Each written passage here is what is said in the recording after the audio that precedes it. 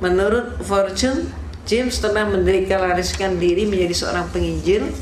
Tugasnya menginjili bangsa Indonesia yang mayoritas Islam.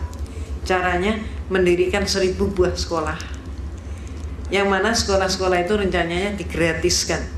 Nah, kalau ada sekolah gratis, pemerintah juga sudah menghentikan subsidi pendidikan, sekolah jadi mahal, yang masuk berebut ke situ siapa? Umat Islam. Dibeli pelajaran apa? Agama Kristen. Inilah kristenisasi melalui pendidikan. Itu sebabnya kemarin mereka menolak mati-matian Sistiknas. Dalam posisi seperti itu ada hal lain yang bisa kita tarik hikmahnya. Perjuangan Yahudi dan Kristen adalah dengan mengubah pola pikir seseorang, termasuk siapapun dia, termasuk tokoh kita, diperjuangkan sehingga ikut pola pikirnya, ikut Yahudi dan Kristen. Peristiwa Sistiknas kemarin membuktikan kepada kita ada seorang tokoh yang juga mengganjal Sistiknas, ikut dengan pola pikir mereka dengan menyatakan urusan moralitas bukan merupakan urusan negara. Akibatnya apa? Pendidikan agama pun sekarang 1 minggu hanya 2 jam saja. Ibu dan bapak yang dirahmati oleh Allah, budaya bisa kita lihat contohnya. Tapi mohon maaf, sebelum saya menyampaikan lebih lanjut, saya ada yang lupa, tolong saya diingatkan. Mau kan ngingetin saya, Pak? Ibu-ibu jangan juga mau kan? Itu Valentine Day itu tanggal berapa? Ya, 14 Februari. Kalau hari Natal tanggal berapa? 25 Desember. 1 Muharram kemarin tanggal berapa?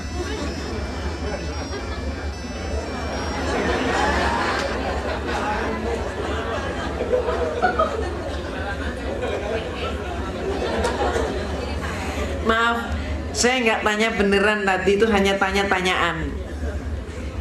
Maksud saya apa sih? Mengajak kita semuanya, termasuk diri saya, ayolah kita bercermin diri. Kita ini lebih kenal budaya mereka daripada budaya kita sendiri. Jujur-jujur aja deh. Di antara bapak ibu yang hadir, tolong saya tanya jujur, adakah yang tidak membuat program untuk akhir tahun nanti?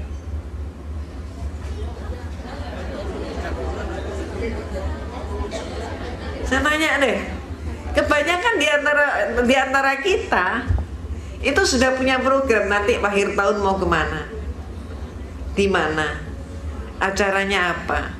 Itulah kita. Tapi coba kita introspeksi, semua termasuk diri saya. Ketika malam 1 Muharram kita berbuat apa?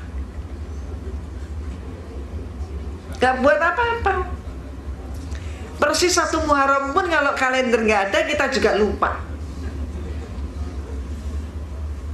Itulah, maaf, kondisi kita. Dan kondisi ini sudah diketahui oleh orang Kristen.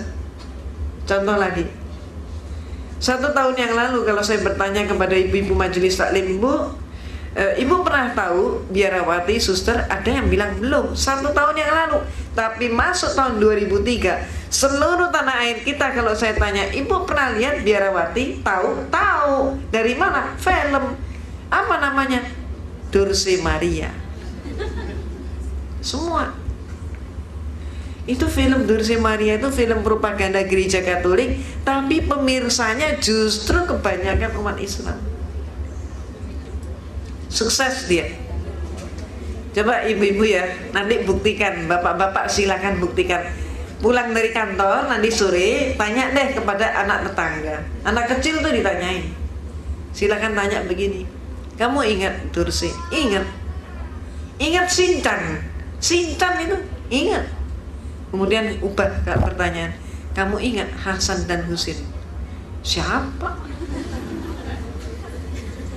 Maaf, itu anaknya orang Islam 7 turunan itu. Hasan Husin nggak kenal. Begitu juga ibu-ibu yang nggak pernah ikut majelis taklim, tetangga ibu, bapak, silakan ditanya. Ibu ingat Sisilia? Ingat. Betty Rafia? Ingat. Cassandra? Apalagi Cassandra nangis, saya ikut nangis kok. Maria Mercedes? Oh, kenal. Silakan ganti pertanyaan. Siti Fatimah radhiyallahu anha?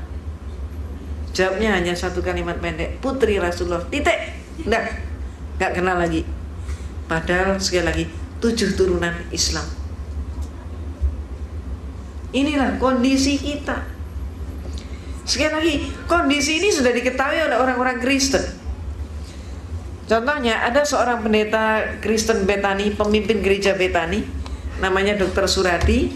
Dia praktek di Jalan Proklamasi tiap sore, prakteknya praktek gratis. Pasien yang datang dipersilakan makan minum dulu sampai puas, kemudian diperiksa, nggak dikasih resep, langsung kasih obat. Pulang seringkali masih diberi transport.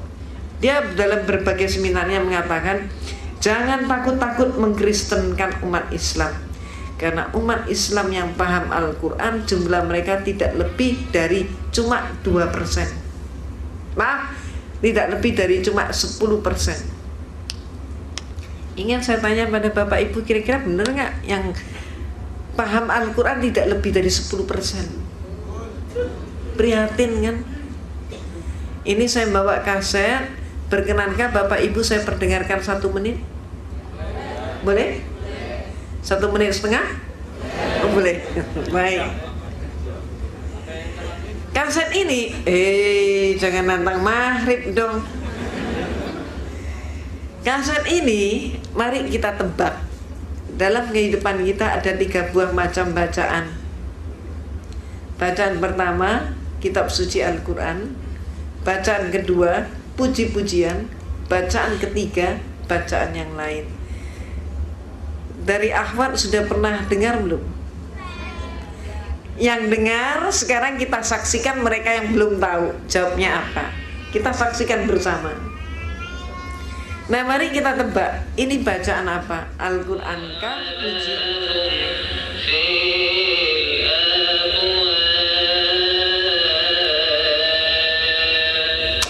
Kira-kira apa?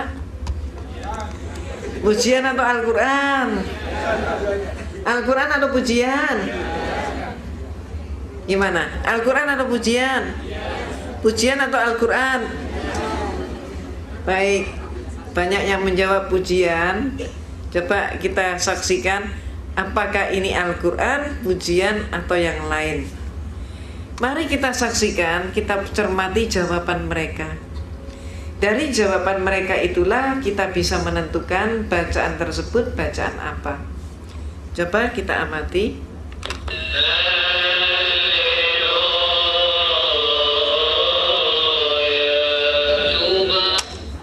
Apa jawabnya? Haleluya. Coba sekali lagi.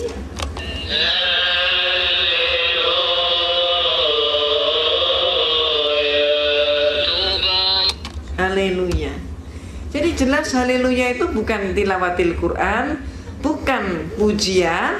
Haleluya adalah jawaban terhadap tilawatil Injil. Injil berbahasa Arab. Ini sekarang yang banyak sekali dipakai untuk memurtadkan umat Islam. Termasuk sebelumnya, ini baguskah? Indah? Indah mana dengan yang ini? Yang pertama atau yang kedua? Yang kedua. Yang pertama. Sayangnya yang kita katakan indah ini bukan kaligrafi kita. Kedua-dua kaligrafi ini adalah kaligrafi Injil Matius. Dan sekarang sudah banyak sekali di sablon dalam kaos dan dijual dengan harga yang sangat murah. Dan yang berebut adalah umat Islam. Di Jalan Proklamasi, Bapak dan Ibu, sejak 1 bulan yang lalu, siapa yang lewat di Jalan Proklamasi, itu di traffic light di Proklamasi, itu ada laki-laki pakai baju koko, pakai kopiah putih, berjualan salib dan gambar-gambar Yesus. Ketika kemudian mereka ditanya, agamamu apa, begitu, kemudian mereka jawab, saya Islam. Loh, kalau kamu Islam, ngapain kamu kok dagangan seperti ini? Apa jawabnya? Semua mereka jawabnya sama, seperti sudah diatur jawabnya. Semua mereka menyatakan, daripada saya lapar,